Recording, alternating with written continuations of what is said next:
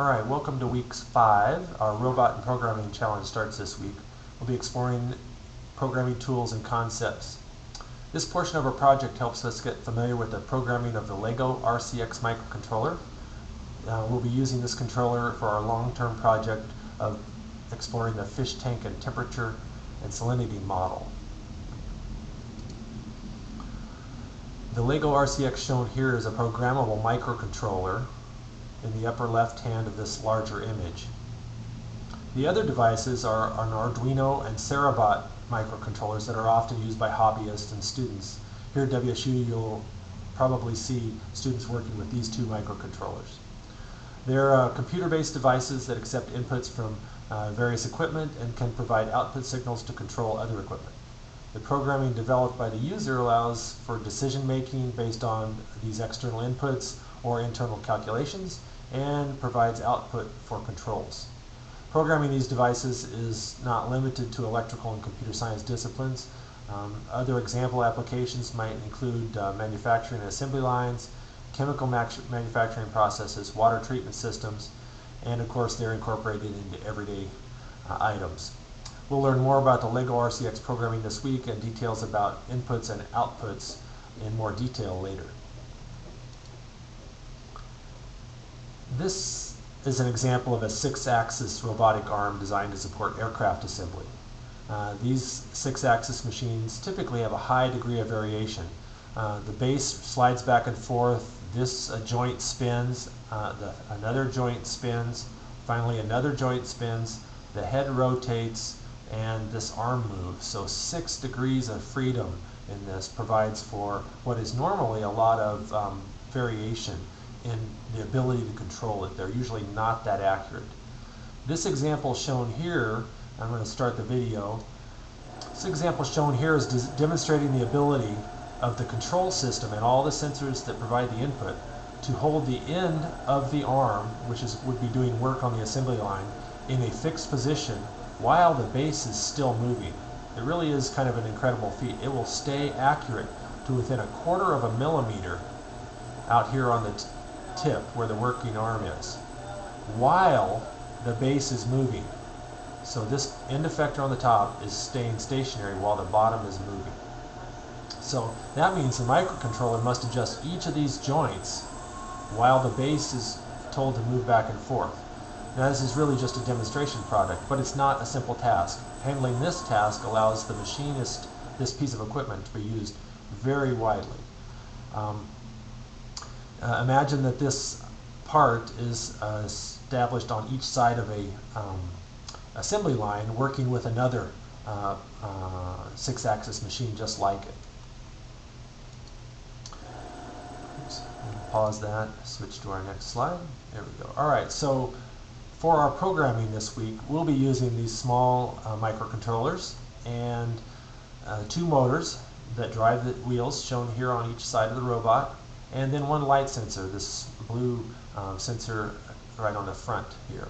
So your objective this week will be to search this blue wrapped space and find a shiny piece of aluminum tape that's placed in a random location inside of it. So the focus this week will be on practicing with the graphical programming environment called RoboLab. Before we take a look at that, let's take a look at flowcharting and key elements of programming. Okay, so flowcharting is first and foremost a communication tool. It's often used to help teams establish, discuss, and modify descriptions of a variety of processes. This flexible format allows groups to come to a common understanding and explore different options while discussing and planning. The symbols shown here are quite common and can be found and used as part of most word processing or presentation software. The symbols are not limited to those shown. Teams often establish new or specific symbols for an industry or a project that makes communication more clear. Let's take a look at a simple example of these in use. To play golf or not to play golf. Most avid golfers probably don't go through this process. They just play. But perhaps an app for the phone could be made to follow this and provide announcements on the hour for the golf junkie. So the terminator, start command here, and the end command are fairly self-explanatory. They show the beginning and ending of this process.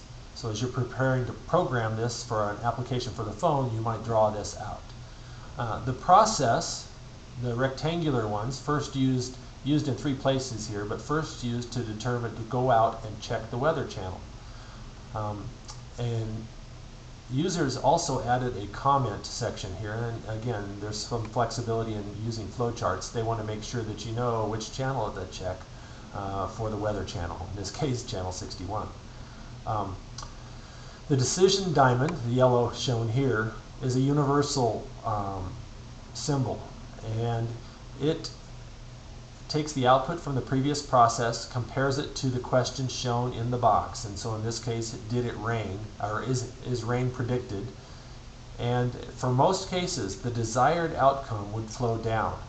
And so in this case, the desired outcome is no rain, because we want to play golf, and so that travels straight down. Contrary to that, going to the right is the yes, rain is predicted, stay home. And finally, you can follow that and go to the bottom. The only thing I might add to this is perhaps it should loop back around and keep checking to be clear on what the function of this flowchart might be. But that's just my opinion of this. So that's an example of flowcharting. We'll do some more in class. Key programming ideas. Formal programming languages incorporate these key ideas. Many of you have exposure to some of these. Experience with a high school calculator, or TI-83, 84, etc., and many others allow users to identify variables, assign values to those variables, calculate answers as a function of those variables.